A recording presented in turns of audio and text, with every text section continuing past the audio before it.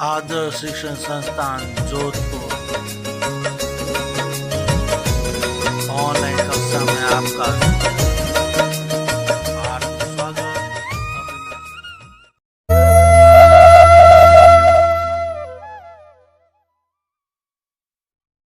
नमस्कार मित्रों, आज हम कक्षा 9वीं विषय गणित पाठ 4 दो चर रैखिक समीकरण इसके अंदर प्रश्नावली 4.3 करने जा रहे हैं। इससे पहले जो है अपने एक से लगाकर दो प्रश्नावली पूरी हुई, उसमें ग्राफ बनाना, किसी समीकरण का निर्माण करना और समीकरण में किसी की स्थिति में कोई जो अंक है गुणांक गैप है के का मान ज्ञात करना, इस प्रकार की सारी जानकारी हमने ली। अब इसी प्रकार का एक नया प्रश्न है जिसमें आपको ग्राफ बना कर दिया हुआ है और बने हुए ग्राफ में ये किस समीकरण से ग्राफ बना है उसकी जानकारी लेने के लिए ये प्रश्न है।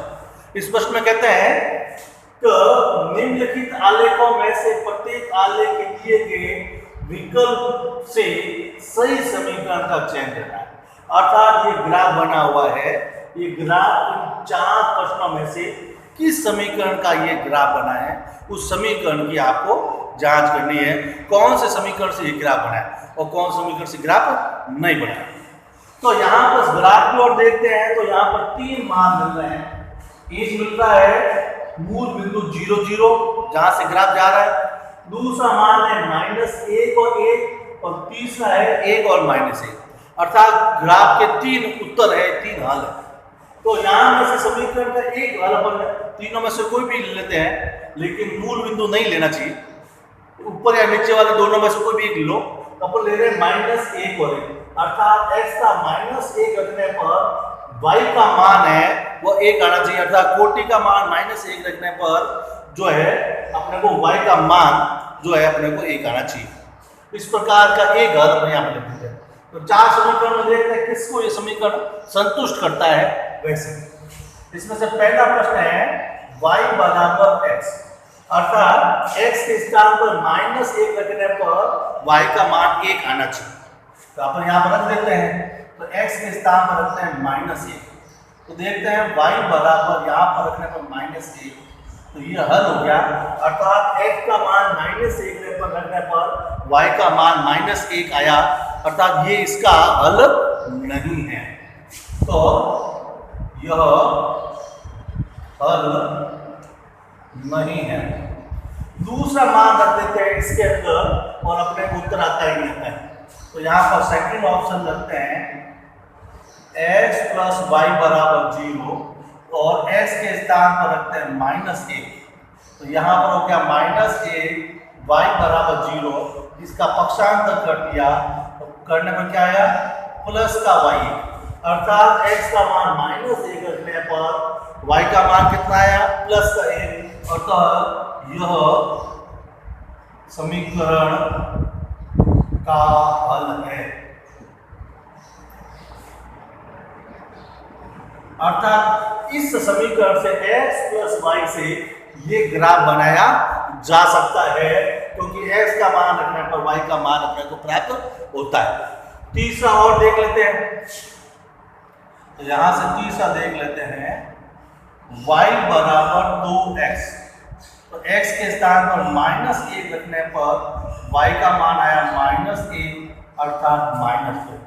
तो जो कि अपने को -1 रखने पर 1 आना चाहिए, 1 नहीं आ रहा है, तो यह हल नहीं है, यह हल नहीं है। अंतिम चौथा रख कर देख लेते हैं। चौथा इस प्रकार से है 2 + 3y बराबर 7x, x के स्थान पर रख देते हैं -1। 2 + 3y बराबर 7 -1, 2 का पक्षांतर कर दिया 3y -7 -2 बराबर -3, 9 पक्षांतर करके देख लेते हैं y बराबर -9/3 -3। उत्तर कितना प्राप्त हुआ -3। यह हल नहीं है। अर्थात यहाँ पर एक उत्तर आ रहा है और ये आ रहा है, x और प्लस y बराबर 0, यही इस समीकरण का हल है। अर्थात ये जो ग्राफ है x प्लस y बराबर 0 से प्राप्त हुआ है। इसी प्रकार का एक और प्रश्न है, क्योंकि तो पहला है और 5 का दूसरे का और प्रश्न है, उसको कैसे करना वो देख लेते हैं। तो इसी प्रकार का एक और प्रश्न है। पहले एक प्रश्न हो गया, बी भाग है, सेम विधि पर आधारित है। इसके अंदर आपको ये ग्राफ जाता हुआ नजर आ रहा है, इसमें इसके हल है 2, 0, 0, 2 और -1, 3। तो इस तीनों हल में से एक हल लेते हैं -1, 3, अर्थात -1 रखने पर उत्तर कितना आना चाहिए? 3 आना चाहिए इन 4 समीकरणों में से। तो अपन जांच कर लेते हैं।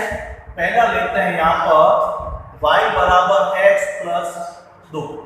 तो x के स्थान पर कितना रखेंगे? -1 रखेंगे। x के स्थान पर -1 रखते हैं तो -1 प्लस 2 बराबर 1 उत्तर आया। कितना आया? 1। जबकि आना कितना चाहिए? 3 आना चाहिए। अर्थात यह समीकरण का हल नहीं है।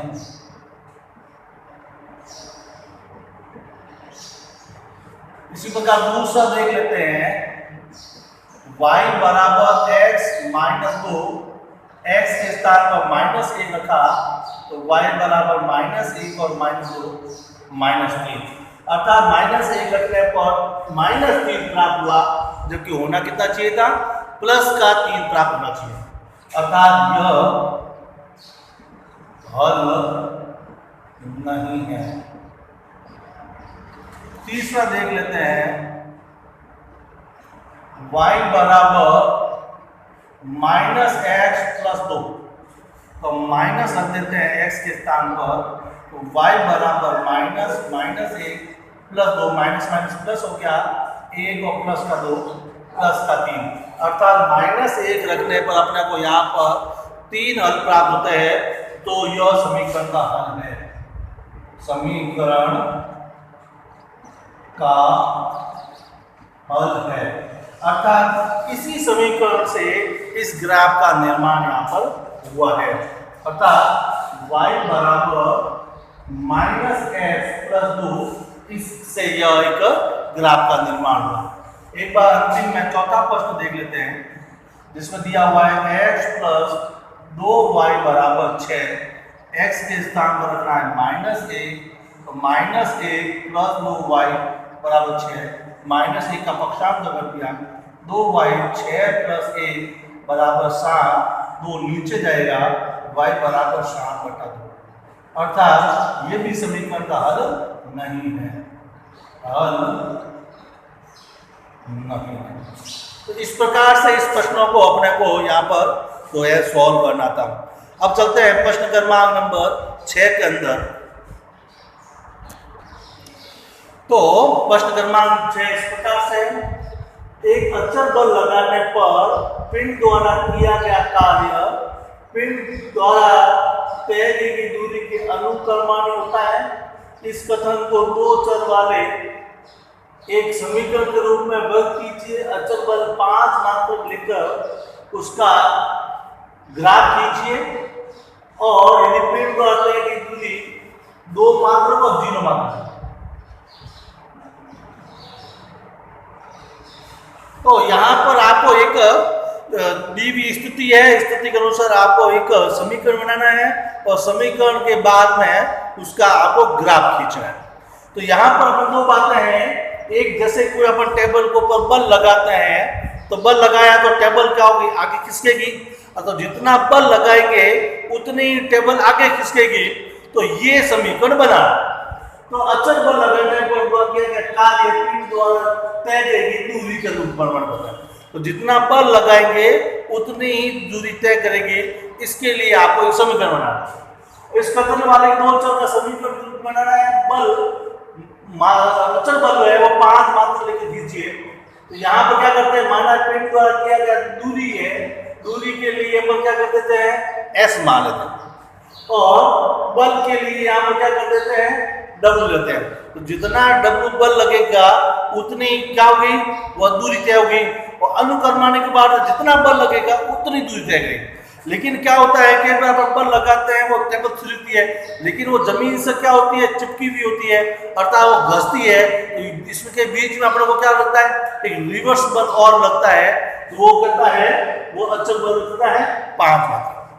यहाँ पर क्या हो गया, अनुकर्मानुपाती है, जितना बल लगाया उतनी दूरी हुई, अनुकर्मानुपाती का चिन्ह है, मतलब इस समानुपाती का चिन्ह। और ये इसको हटाते हैं, बराबर बदलते हैं, तो यहाँ पर क्या आ जाएगा, यहाँ पर नियतांक आ जाएगा, अचल बल आ जाएगा, जो इसके विपरीत में लगता है। क्यों टेबल खिसकाएंगे तो जमीन का उसका अवरोध होगा, वो नियतांक बल। नियतांक बल यहाँ पर कितना दिया हुआ है, 5। एफ के स्थान पर कितना आ गया, 5।